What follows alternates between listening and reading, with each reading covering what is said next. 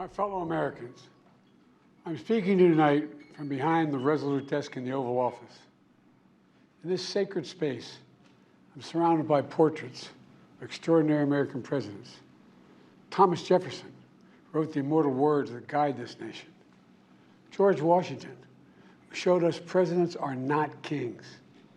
Abraham Lincoln, who implored us to reject malice.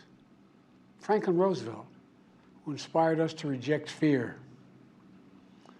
I revere this office, but I love my country more. It's been the honor of my life to serve as your president. But in the defense of democracy, which is at stake, I think it's more important than any title. I draw strength and I find joy in working for the American people. But this sacred task of perfecting our union is not about me. It's about you, your families, your futures. It's about we, the people. We can never forget that, and I never have. I've made it clear that I believe America is at an inflection point. One of those rare moments in history when the decisions we make now will determine our fate of our nation and the world for decades to come. America's going to have to choose between moving forward or backward, between hope and hate, between unity and division. We have to decide, do we still believe in honesty, decency, respect, freedom, justice, and democracy? In this moment, we can see those we disagree with not as enemies, but as fellow Americans. Can we do that? Does character in public life still matter? I believe I know the answer to these questions because I know you, the American people. And I know this: we are a great nation because we are good people. When you elected me to this office, I promised to always level with you, to tell you the truth.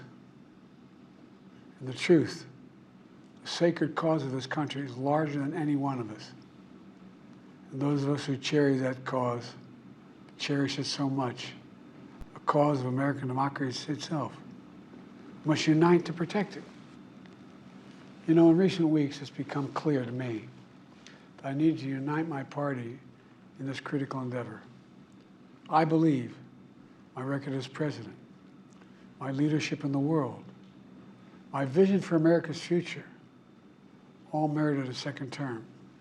But nothing can come in the way of saving our democracy. That includes personal ambition. So I've decided the best way forward is to pass the torch to a new generation. That's the best way to unite our nation. You know, there is a time and a place for long years of experience in public life. There's also a time and a place for new voices, fresh voices, yes, younger voices. And that time and place is now. Over the next 6 months, I'll be focused on doing my job as president. That means I'll continue to lower costs for hardworking families, grow our economy.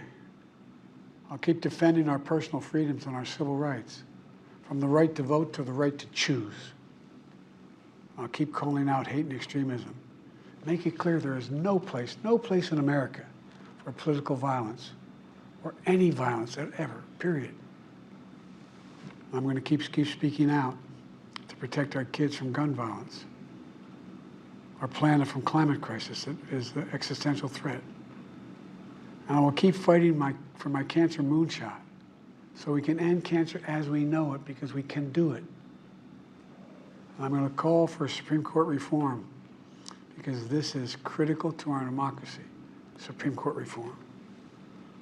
You know, I will keep working to ensure America remains strong and secure and the leader of the free world.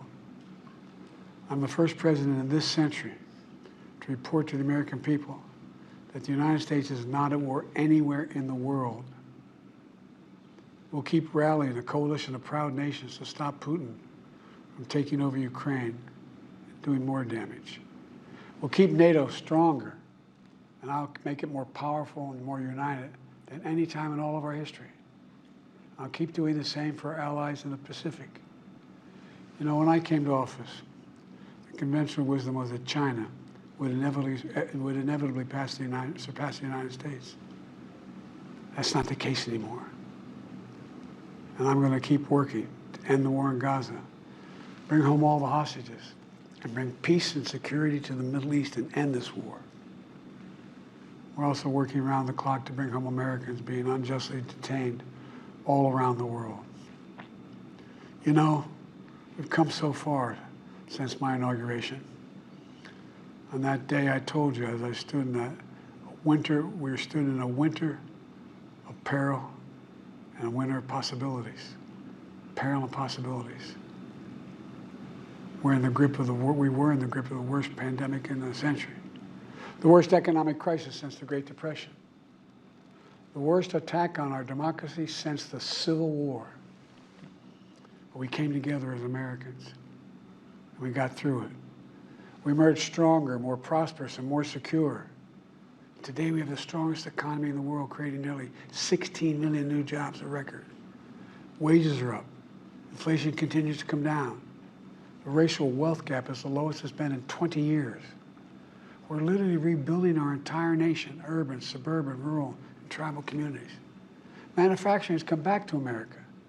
We're leading the world again in chips and science and innovation. We finally beat Big Pharma after all these years to lower the cost of prescription drugs for seniors. And I'm going to keep fighting to make sure we lower the cost for everyone, not just seniors. More people have health care today in America than ever before. And I signed one of the most significant laws helping millions of veterans and their families who are exposed to toxic materials. You know, most significant climate law ever in the history of the world. The first major gun safety law in 30 years. And today, the violent crime rate is at a 50-year low. We're also securing our border.